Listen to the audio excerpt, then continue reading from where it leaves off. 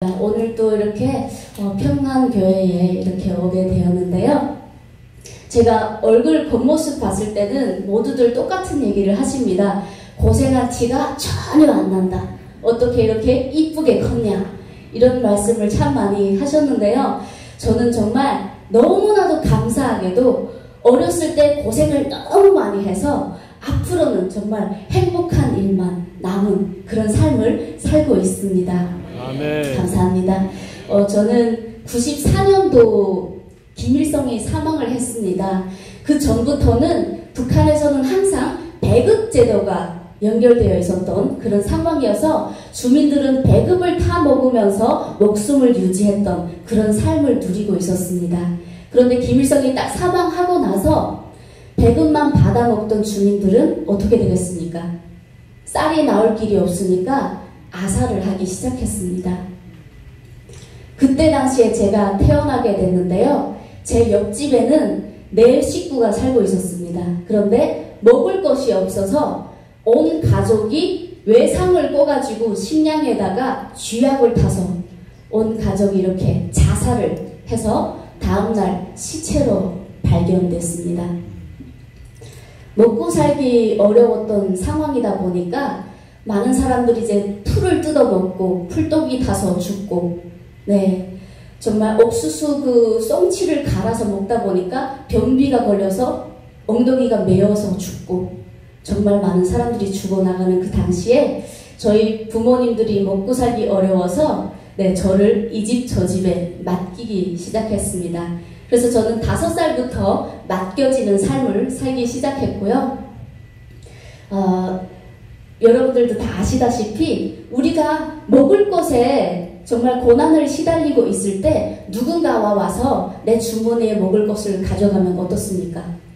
그만큼 기분 나쁜 게 없습니다. 내 목숨도 지금 유지하기가 힘든데 누구 하나 와서 숟가락 하나 얻는다는 그 자체가 미제 승냥이보다 더 밉다고 북한 사람들은 그렇게 얘기를 했을 그런 당시에 저는 그런 집에서 떠돌이 생활을 하면서 목숨을 유지했습니다. 만 8살이 되는 해에 어머니가 갑자기 나타났어요. 그래서 하시는 말이, 소연아, 아버지 만나러 가자. 근데 저는 태어나서 아버지 얼굴을 한 번도 본 적이 없어요. 기억 속에는 기억 자체가 없었습니다. 그럴 때 저는 너무 좋아가지고 제 평생 소원이 그거였습니다. 정말 아버지, 엄마, 부모님들이 함께 우리 세 가족이 만나서 사는 그 자체 너무나도 행복할 것 같았어요. 그래서 저는 어머니 손을 잡고 아버지를 만나러 갔습니다. 저희 어머니는 저를 아버지에게 맡기고 탈북을 해버렸습니다. 그래서 저는 아빠랑 같이 살게 되었고요. 아빠 또한 그 보이부에서 쫓기고 있던 그런 상황이었습니다. 그러다 보니까 목숨을 유지를 해야 돼서 어쩔 수 없이 저를 또 북한 땅에 남겨두고 탈북을 해버렸습니다. 그래서 저는 북한 땅에 홀로 남게 됐고요. 하루아침에 갈 곳도 없게 됐고, 어린 아이 때는 부모님들이 하늘이었어요. 정말 하늘이 무너지는 듯한 그런 고통을 받았습니다. 먹을 것도 없고 갈 곳도 없고 기댈 곳도 없는 그런 삶이 되어버렸습니다. 학교 다닐 나이임에도 불구하고 학교를 못 갔습니다.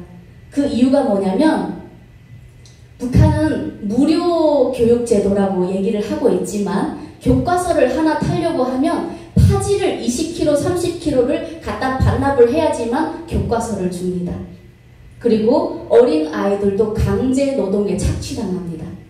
여름쯤 되면요, 모내기 전투, 김매기 전투, 토끼털을 반납해라고 하고요. 또한 겨울철 되면 인분이 그렇게 귀하다고 해서 사람이 싼 그 인분을 겨울철에 얼은 것을 갖다가 학교에다 반납해야 되는 그런 상황이었습니다. 그런데 아시다시피 저는 부모님이 없다 보니까 누군가가 저를 위해서 그것을 반납해줄 사람이 없었어요. 그래서 저는 어차피 철도 조금 들었고 친척집에서 오늘 한 달 동안만 먹여주세요. 그러면 제가 일을 해드리겠습니다.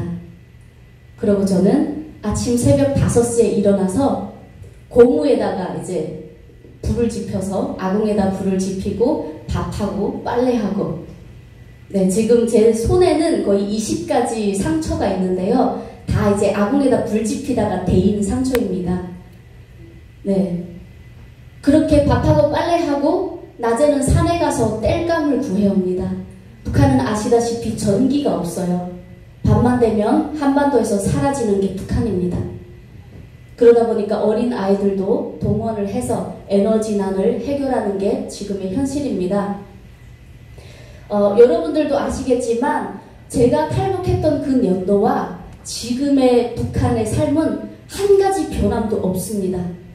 지금 이 순간도 누군가는 먹을 것이 없어서 아사하고 있고요. 지금 이 순간도 누구 하나 혓바닥을 잘못 놀려서 정치범 수용소에 끌려가고, 그런 삶을 지금 이 순간도 일어나고 있습니다. 대한민국의 드라마를 봤다고 미성년자를 공개 처형하고 오징어 게임 유포한 죄로 16살짜리 아이가 무엇을 합니까?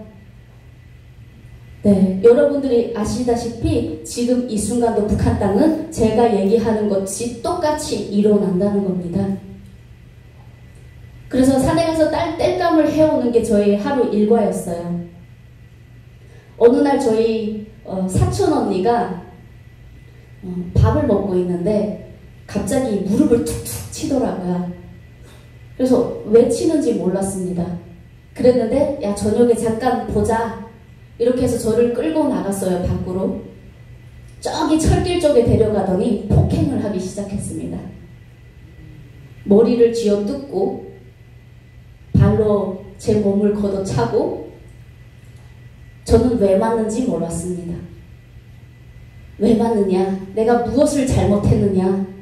그러더니 언니가 하는 말이, 앞으로 내가 너 밥 먹을 때 무조건 너 옆에 앉을 거니까 툭툭 내 너 다리를 칠 때 1초 안에 숟가락을 내려놓지 않으면 너는 오늘처럼 또 이렇게 폭행을 당할 것이다.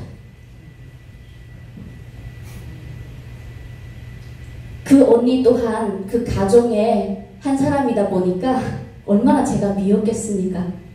자기 가족 또한 먹고 살기 힘든 그 상황 속에서 얼마나 제가 꼴보기 싫었겠습니까?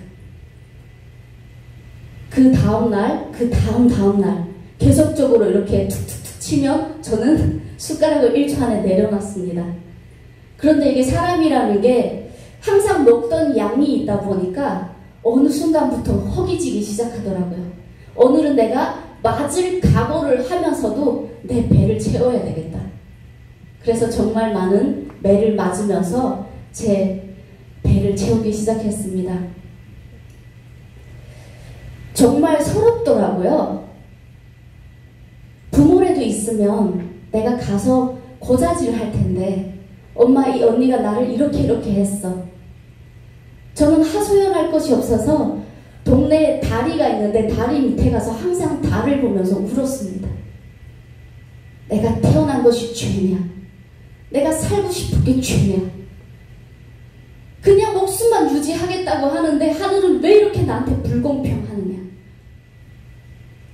그렇게 삶을 유지를 하다가 11살이 됐습니다. 갑자기 그런 생각이 들더라고요. 나를 버리고 갈 만큼의 중국이란 나라가 도대체 얼마나 잘 살길래 나도 한번 가보자. 그래서 저는 첫 탈북을 시도했습니다. 제가 탈북을 시도한 이유는 딱 한 가지입니다. 배고프고 갈 곳이 없어서, 목숨을 유지하고 싶어서. 그랬는데 제가 향하게 된 곳은 감옥이었어요. 북한 땅은요, 안타깝게도 2006년도부터 어린 아이들도 감옥에 가게끔 헌법에 허락을 시켰습니다. 그래서 저는 11살에 처음 감옥 생활을 하게 되었는데요. 감옥 또한 우리 대한민국과 똑같습니다. 평방수가 8평입니다.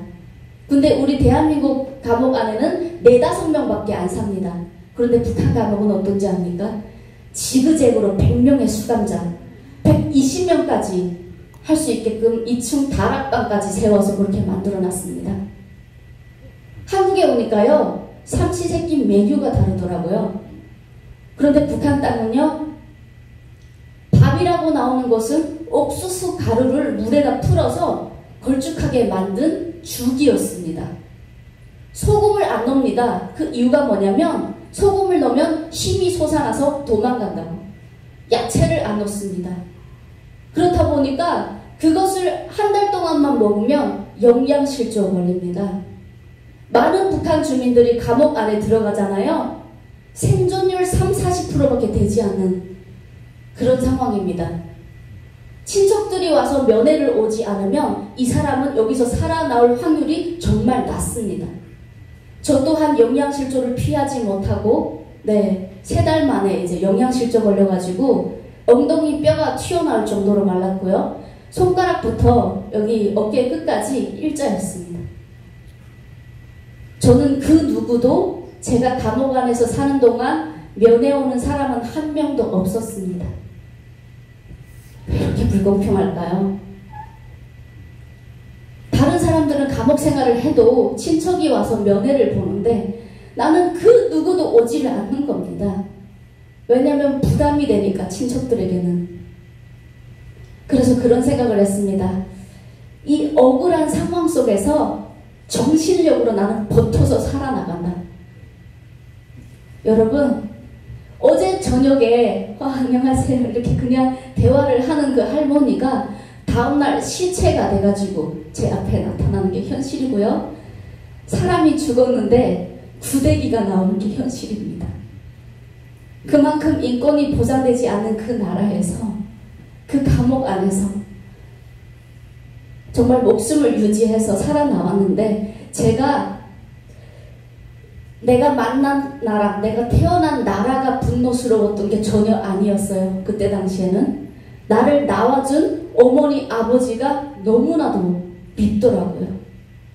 원망이 꽉 찼습니다. 그리고 그 감옥 안에는 우리 생리 현상을 우리 인간으로 태어나서 마음껏 볼 수가 없습니다.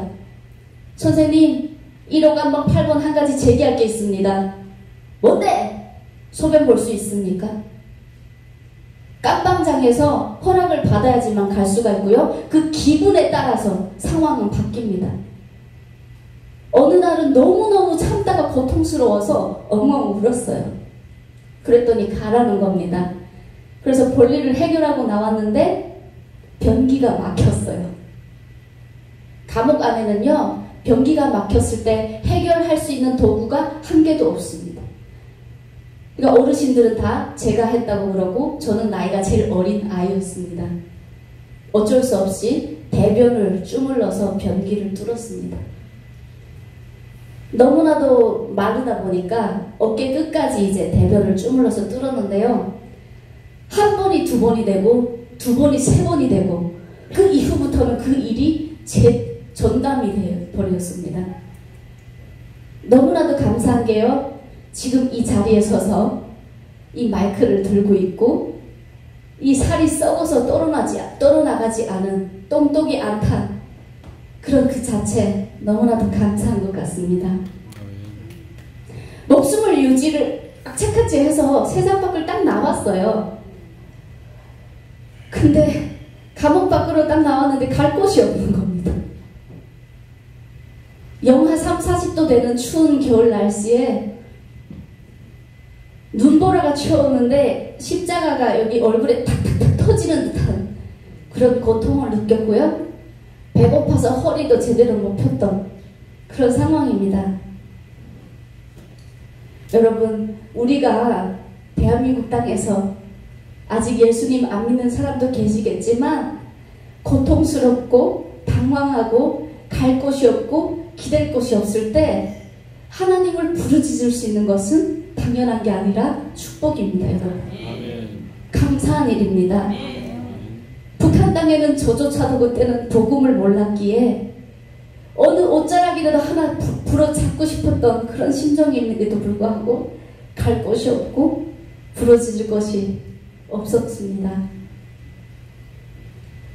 하나님 어디 계십니까? 라는 노래 불러드리겠습니다.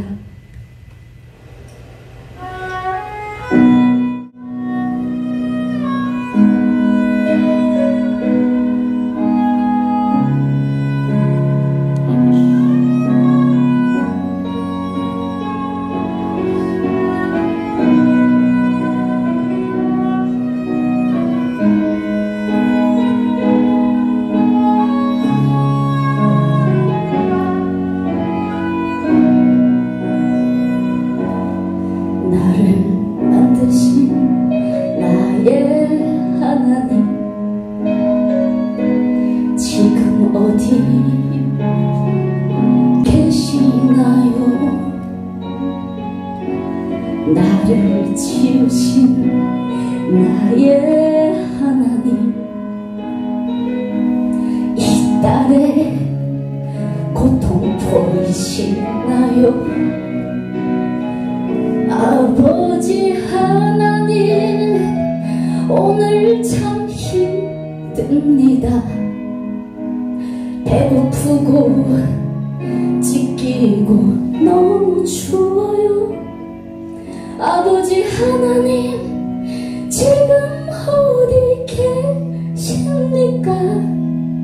이 딸을 떠나지 마소서.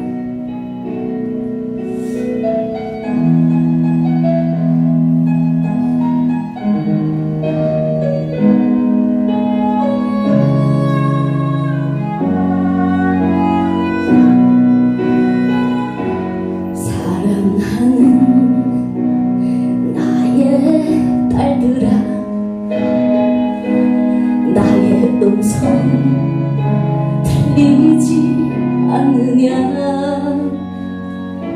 너를 위해 보낸 예수를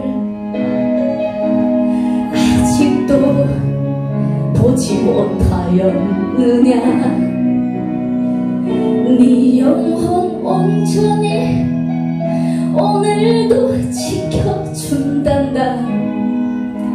십자가의 고통을 견뎌내면서 사랑의 내 딸아, 지금 네 안에 있어. 오늘도 두려워 말아라.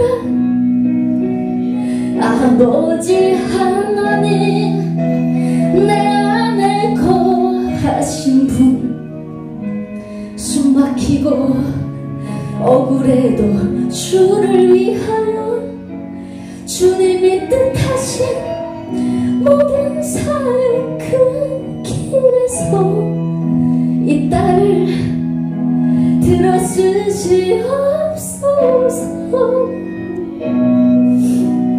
이 딸을 들어주시옵소서.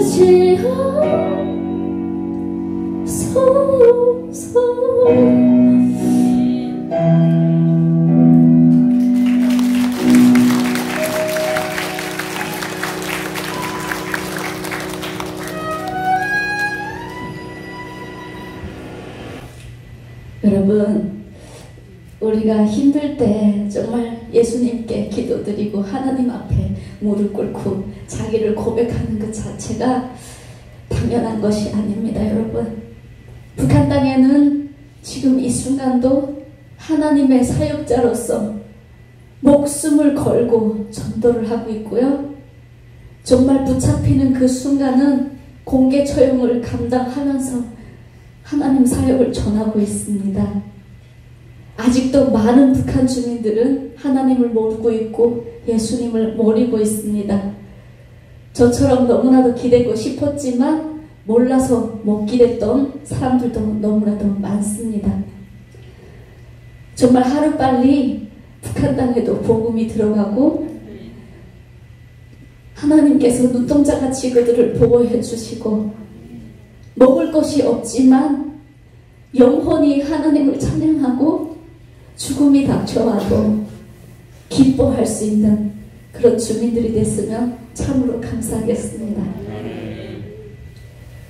네, 저는 감옥 안에서 이렇게 나와서 갈 곳이 없었습니다. 그래서 제가 떠돌이 생활은 다시금 시작이 되었고요.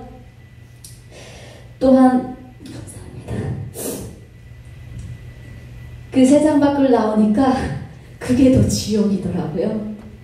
그 이유가 뭐냐면 북한 땅은 응애하고 태어난 순간부터 죽을 때까지 세뇌 교육을 통해서 북한 정권을 유지하고 있습니다. 너무나도 많은 친구들이 세뇌 교육을 받고 있고요. 저 또한 세상 밖에 나와서 또래 친구들을 만났는데 너무 반갑더라고요. 근데 이 친구들은 바닥에서 돌멩이를 주워서 저에게 던졌습니다. 나라 배신자, 반역자, 낯짝을 들고 다니지 말라. 여러분, 제가 뭐 큰 걸 바랍니까? 그냥 이 목숨 하나 유지하고 싶은 게 소망입니다. 그런데 이 친구들이 저에게 돌팔매를 던질 때마다 살아갈 의욕이 바닥을 치기 시작했습니다. 그래서 저희 동네에는 늪이 있는데요. 자살 시도를 하려고 늪에 들어갔어요. 들어가니까 이제 물이 무릎에 오고 배꼽에 오고 모가지까지 물이 딱 닥쳐오니까 갑자기 마음속에서 감정이 요동을 치고 있었습니다. 나는 지금까지 태어나서 사랑받았던 기억도 없고 행복했던 기억도 없는데 왜 죽어야 되는 게 나인지 너무나도 억울한 거예요. 그래서 저는 다시 돌아서 나왔습니다. 그리고 나서 저는 탈북의 루트를 탐색하고 있었어요. 1년 동안 두만강 근처에서 헤매다가 탈북 루트를 정했습니다. 그러던 와중에 저희 어머니께서 몇 년 만에 연락이 왔습니다. 그래서 저는 두 번째 탈북을 시도했지만 브로커 비용이 너무 적게 줬다 보니까 두만강을 혼자서 넘어야 됐습니다. 저는 그때 제 목숨을 하늘에 맡겼어요. 어차피 이 땅에 죽어도 죽을 거, 저렇게 죽어도 죽을 거, 다시 한번 목숨 걸어보자. 내가 이 목숨을 내놨을 때 내가 도착하는 곳은 자유가 있는지 아니면 실제로 죽어서 시체 덩어리로 북한 땅에 남겨지게 되는지, 제 운을, 제 목숨을 하늘에 맡기니까 너무나도 감사하게도 북한 땅에서 중국 땅으로 안전하게 도착하게 됐습니다. 몇 년 만에 어머니를 만났습니다. 그렇게 믿고 보고 싶고 했던 그 어머니를 눈앞에서 딱 만났는데 그 초라한 모습이 마음이 아프더라고요. 저희 어머니 또한 잘 살고 있진 않았고 임신매매를 당해서 그 자그마한 벽돌집이 있는데 구멍이 슝슝슝슝 난 그런 집이었습니다. 겨울철이 되면 눈이 이렇게 불어오면요, 눈이 안으로 들어오게 되는 그런 집이었고요. 침대라고 쓰는 것은 소달구지였습니다. 너무나도 상황이 어렵다 보니까 그런 생각이 들더라고요. 나까지 이 집에서 얹혀 산다는 그 자체가 너무 미안하더라고요. 그래서 저는 13살, 만 13살입니다. 그때 사회생활을 하기 시작했습니다. 헤어숍에 가가지고 먹여만 주고 재워만 주면 되니까 일 시켜달라. 그래서 저는 그쪽에서 일을 하기 시작했고요. 너무나도 감사하게도 귀인을 만났습니다. 그래서 저는 많은 사람들이 중국 땅에서 숨어 살지만 저는 중국인 신분을 가지고 당당하게 살 수 있었습니다.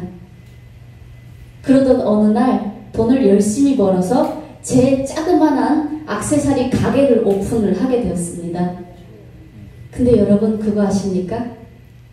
사람이 조금 잘 되기 시작하잖아요? 교만해집니다. 내가 정말 배라도 채우고 싶고 목숨을 유지했던 그 감각은 싹 다 잃어버렸습니다.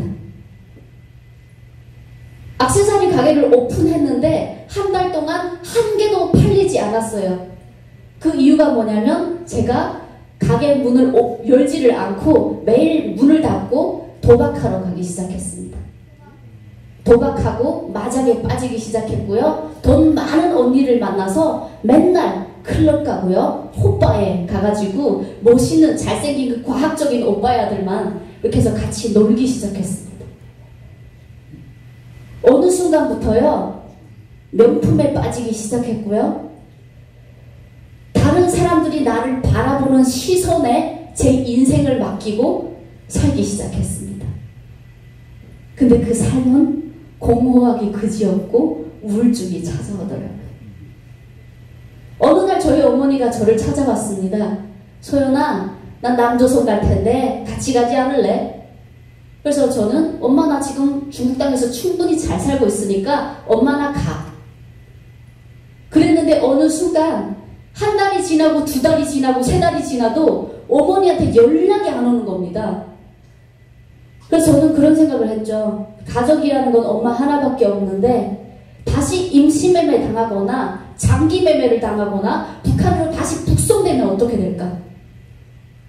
그러면서 일이 손에 안 잡히기 시작했고요. 저는 바로 비행기표를 떼서 한국으로 날아왔습니다. 여러분, 너무나도 신기한 일이 있습니다. 제가 제주도 공항에 대한민국 땅에 4월 25일 날 2019년도 4월 25일 날 넘어오게 됐는데요. 그토록 연락이 안 되던 그 어머님께서 4월 25일 날 같이 대한민국 땅에 도착했습니다. 국정원에 들어갔는데 저희 어머니를 만나게 됐습니다. 귀신 보듯이 깜짝 놀라시더라고요. 저는 그렇게 하고 다시 돌아가는 줄 알았습니다. 그랬는데 이미 북한 사람이라고 자백한 그 이상은 돌아갈 수가 없다. 너희는 보호 대상이 되어야 된다. 저는 하루아침에 하늘이 무너나는 줄 알았습니다. 북한에서 공부를 못하다 보니까 유치원 졸업생으로 대한민국 땅에 학력이 그렇게 도착했습니다. 아르바이트를 하려고 해도 적어도 고등학생까지는 있어야지만 할 수가 있다고 합니다. 그래서 저는 어머니와 함께 하나원 교육을 마치고 세상에 딱 나왔는데 코로나가 또 터지더라고요. 저는 할 수 있는 게 아무것도 없어서 학교를 검정고시 보려고 지원을 했습니다. 근데 그 학교가 하나님을 부르짖는 대안학교더라고요. 저는 중국 땅에서 12년 동안 불교 생활을 했고요. 한국에 와서까지도 그 향나무라고 해서 108개를 만든 구슬알이 있습니다. 그것을 매일매일 돌리면서 아미타불을 외치던 에미나입니다. 그런데 학교를 딱 갔는데 아침에 딱 되면 하나님 찬양을 합니다.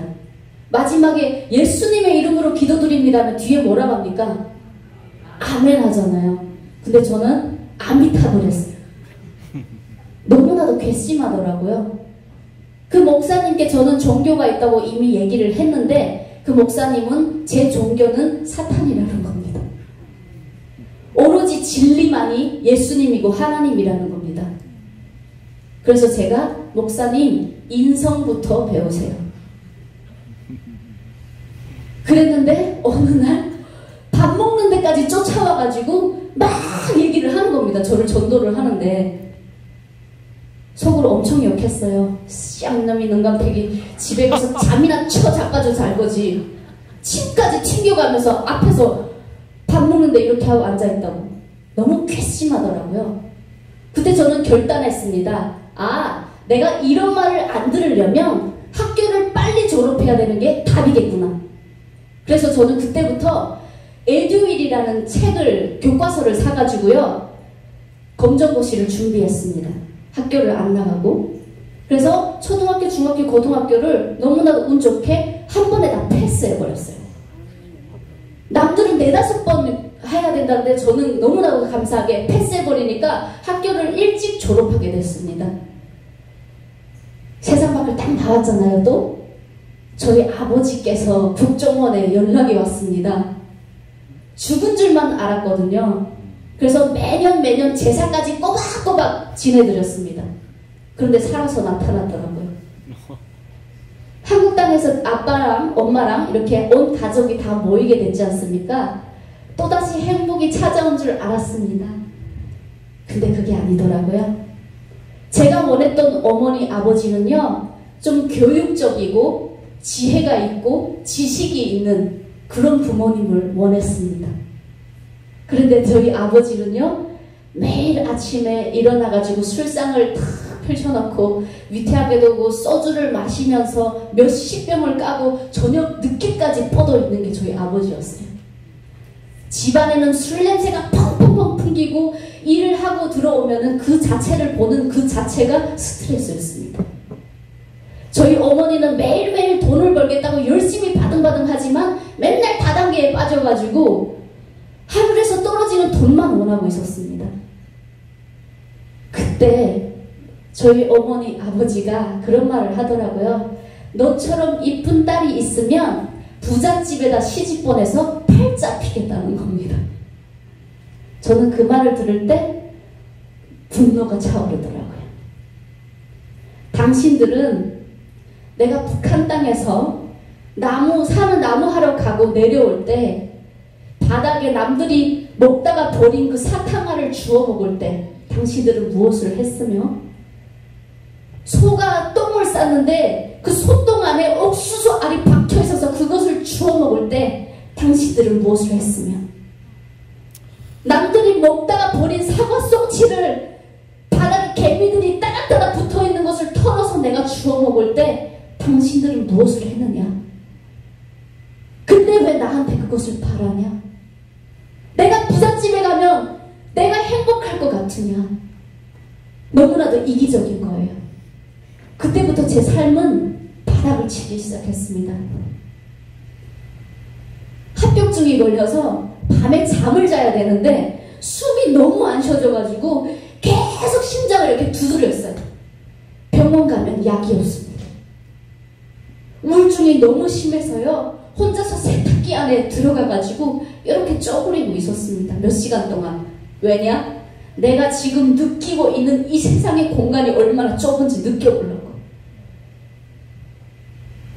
그렇게 매일매일 대한민국 땅에서 목숨을 걸고 왔지만 행복하지 않고 절망이 바닥을 치기 시작했어요. 이만갑이라는 프로그램에 나가게 됐는데요, 그 전에 저는 무당팔자라고 해서 신내림을 받아야 되는 상황이랍니다. 만약에 신내림을 받지 않으려면 얼굴을 팔아야지만 너의 운명이 바뀐다고 합니다. 그래서 저는 이만갑에 나갈 때 그 홍콩 미녀로 나오지 않습니까? 발 밑에다가 새빨간 왕자를 2개 그리고 나갔습니다. 그렇게 하면 고정 출연이 된다고 하더라고요.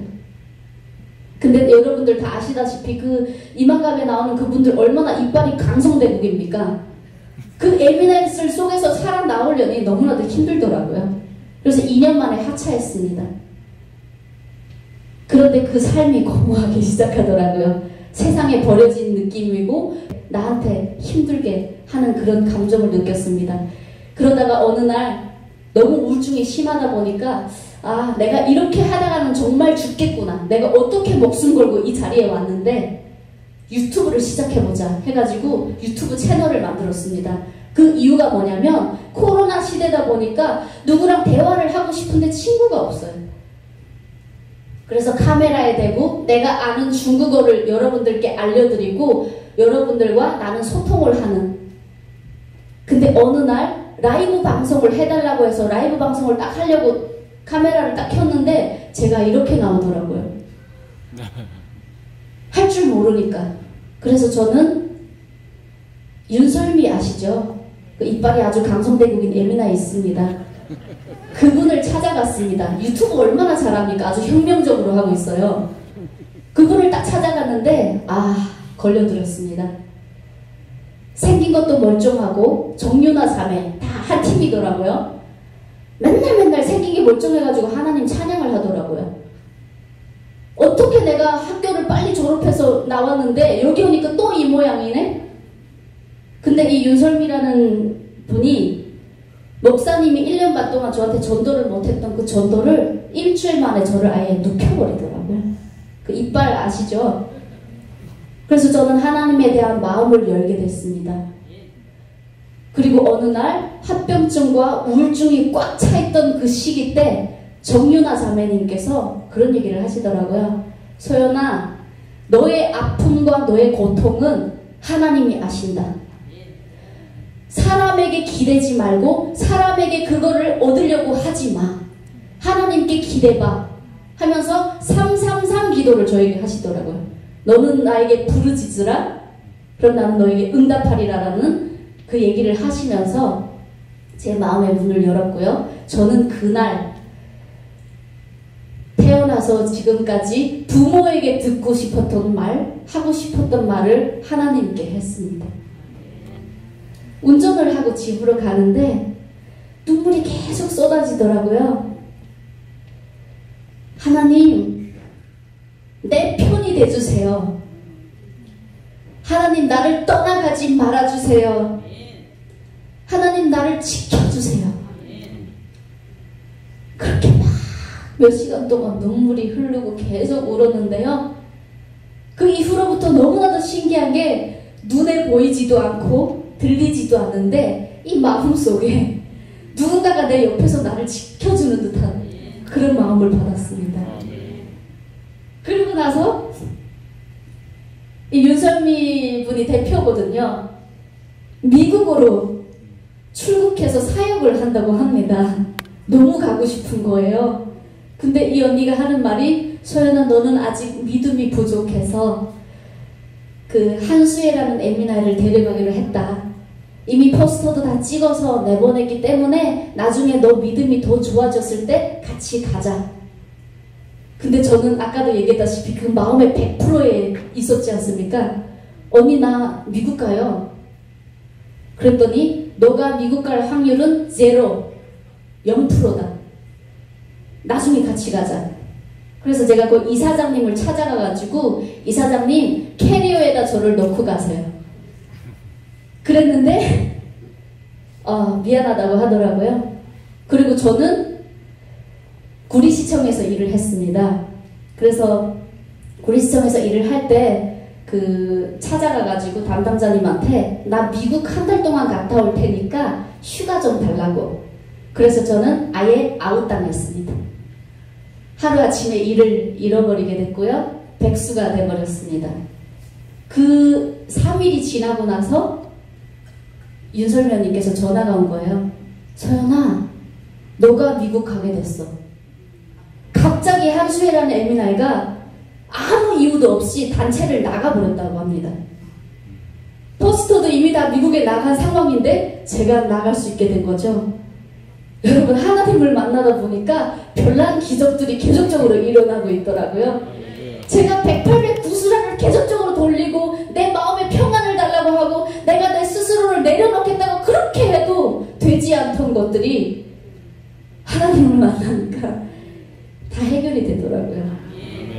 그래서 미국을 도착하게 되는데 저는 그때 하나님을 만나게 됐습니다. 어느 날 하나님께 이런 기도를 했어요. 하나님, 설미 언니와 유나 언니는 항상 이런 기도를 들어주셨다고 하는데 내 앞에도 좀 나타나 주세요. 하나님이 나타나셨을 때 적어도 내가 알아볼 수 있게끔 하나님 나타나 주세요. 그런 기도를 계속 했습니다. 왜 내 기도는 들어주지 않냐? 근데 여러분, 우리가 생김새가 다 다르듯이 하나님은 다가오는 방식이 다 달라요. 저에게는 삼겹살로 다가오셨습니다. 미국에 있다 보니까 그 한식집이 많지 않아요. 근데 삼겹살이 먹고 싶은 겁니다, 어느 날. 그래서 핸드폰을 막 쳐다보면서 삼겹살 먹고 싶어서 침을 꼴깍꼴깍 삼켰습니다. 그랬는데 그 저녁에는 우리가 양식집에 예약이 되어 있었어요. 그래서 목사님한테 삼겹살 먹고 싶다고 하니까 일주일만 참아라. 그러면 내가 우리 집에서 삼겹살 파티를 하자. 알았다고. 그렇게 하고 저희가 다음 사역장으로 가고 있는 그때 전화가 오는 겁니다. 목사님, 지금까지 역사상 이런 일은 한 번도 없었습니다. 목사님, 우리 저녁에 그 양식집이 취소되다 보니까 자기가 이제 상의도 없이 삼겹살 집으로 예약했는데 괜찮겠습니까? 그때 저는 눈물이 또 펑펑펑 쏟아지기 시작했습니다. 아, 하나님은 이렇게 기도를 들어주시는구나. 하나님 감사합니다. 그리고 제가 미국 땅에서 매일매일 기도했던 게 또 한 가지 있었습니다. 저희 아버지, 어머니 제 눈에서 사라지게 해주세요. 다시는 안 보게 해주세요. 하나님, 너무 고통스럽습니다. 매일매일 그렇게 기도했는데 거의 돌아오는 그 순간에 그런 고백이 나오더라고요.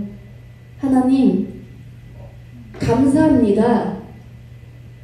지금이라도 목숨을 유지해서 한국 땅에 도착하고 제 옆에 보내주신 것 감사합니다. 하나님, 저 또한 좋은 딸이 되지 못했는데 좋은 아빠를 원했던 것 같습니다. 하나님, 죄송합니다. 그렇게 하면서 제가 아버지한테 메시지를 보냈어요. 아버지, 사랑합니다. 나 또한 좋은 딸이 되지 못해서 미안합니다. 그렇게 하고 제가 돌아와서 미스트롯에 나가서 아버지에게 응원을 주려고 나가게 된 건데 너무나도 감사하게도 합격이 돼가지고 그 메시지를 전달할 수 있게 되었습니다. 근데 그 이후로부터 신기하게도 저희 아버지가 변했어요. 갑자기 취직을 하기 시작했고요.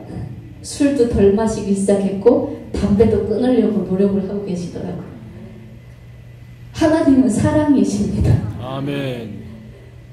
믿고 분노가 사랑이 아닙니다.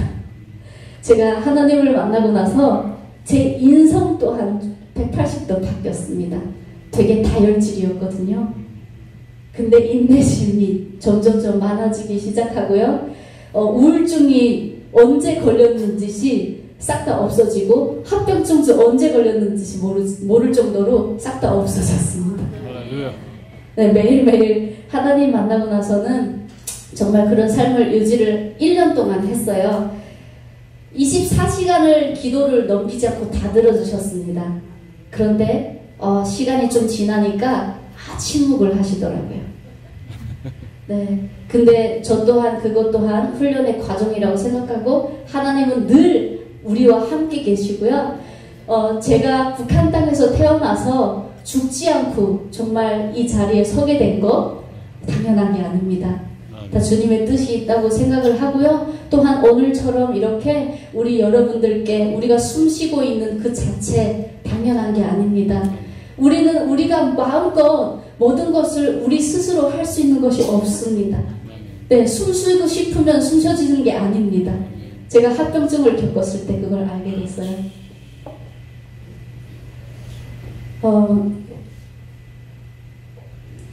매일매일 이렇게 또 북한을 위해서 기도해 주신다고 들었습니다. 너무 감사하고요. 저 또한 함께 기도의 동력자라서 계속적으로 기도를 할 거고요. 주님을 만난 그 자체, 또 제가 겪었던 그 아픔과 그 고통, 그것이 당연한 게 아니고 옛날에는 이게 저에게는 상처였지만 지금은 정말 그 어떤 것도 바꿀 수 없는 그런 보석이 되어버렸습니다. 그래서 오히려 더 담대해지고요. 또 강하게 변한 것 같습니다. 저에게 이런 고난과 시련을 주신 주님께 감사드립니다. 감사합니다. 아멘. 네, 마지막 준비한 찬양이 있습니다. 하나님 만나고 나서 좀 해시병이 걸리듯이 맨날 헤헤헤 하면서 돌아다녔는데 행복이라는 찬양을 불러드리겠습니다. 이 찬양을 들을 때 우리 여러분들께서 누구나 다 말 못할 그런 아픈 상처들이 다 있다고 생각합니다. 그것이 치유가 되고 행복한 그런 삶을 누렸으면 좋겠습니다. 감사합니다. 네.